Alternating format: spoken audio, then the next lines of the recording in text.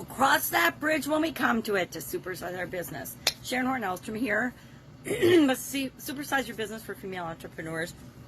And we're doing this year, for this group, we're sharing an idiom every day that coincides with this year's annual challenge, the BU 365-day challenge. To do one thing every day that improves us in different areas and aspects of our life. So today we're doing an overview of a 9-part framework that I use to organize and put a little frame around my life so it's less chaotic. And today we're going to prioritize those different areas and aspects of our life, and we're going to rate them on a scale of 1 to 10. I like to take things that are really, really subjective. I like to take things that are really, really subjective and add some objectivity, some measurement to them so that I can tell how am I doing over time. Am I improving and moving toward what I want, or am I going in the opposite direction? So today we'll cross that bridge when we come to it is our idiom, our expression. And it's a terrific expression. I used it a lot when I was younger to remind myself not to worry about things that hadn't happened yet. Each and every one of us, as we're growing and building and supersizing our business, has those sleepless nights, those nights where we're up thinking about things over and over again with respect to our business. Usually it involves taxes, cash flow, audits, inspections. At least in my life, that's the things that used to keep me up at night. This is an old expression. It was first used by Henry Wadsworth Longfellow in The Golden Legend in 1851. It's been around, that means, for a long time, for my entire lifetime, twice over, etc. Means we've heard it, we use it. Most people will understand, if English is your primary language, what it means. It doesn't mean we'll actually cross that bridge physically when we arrive at the bridge, although we often do that as well.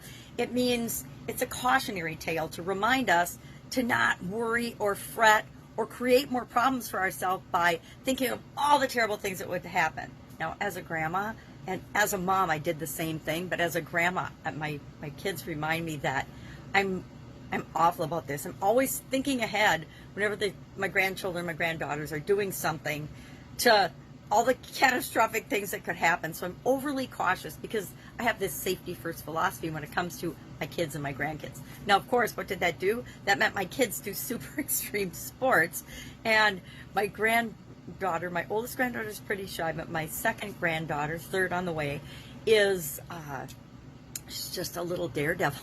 We call her Chaos, Quinlan Chaos, because she's such a little go-getter. So I'm every day having to remind myself not to worry, not to doubt, not to fear, not to fret. She's a capable little human being, even though she's only 1.5 years old, and she'll do what she's going to do.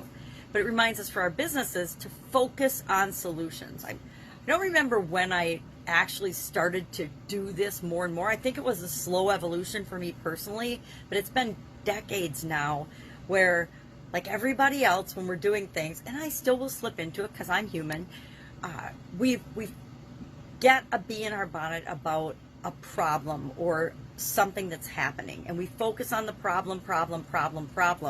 And as long as we're focusing on the problem and we're dwelling on that, we're bitching and moaning and complaining about it, or wondering and feeling sorry for ourselves because how could this happen to us? Why are we being picked on, etc. As long as we're in that problem-focused mode, we're not looking at solutions. We're not even opening ourselves up to the possibility of solutions. And often when we're in that state, the solution is right in front of our face, and it's really, really easy.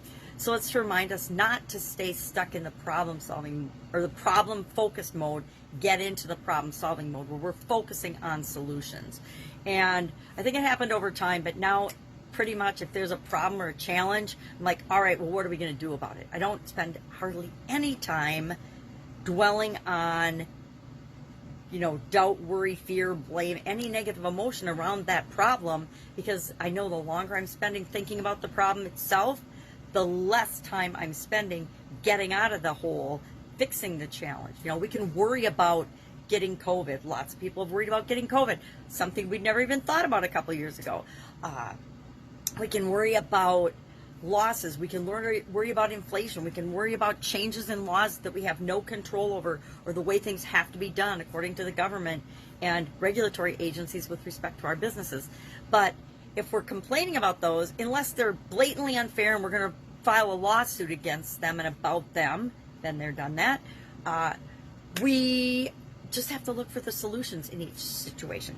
What they used to frustrate me is audits. In every industry I've been involved in, there's a lot of regulatory audits. And they used to make me nervous and worry and lose sleep until I realized that if I changed my perspective and the way I looked at those audits, and I looked at them as an outside set of eyes helping us to improve our business, now I got excited about them. I was looking forward to regulatory audits. I don't think that the auditors themselves were used to that type of a perspective when they came into different businesses.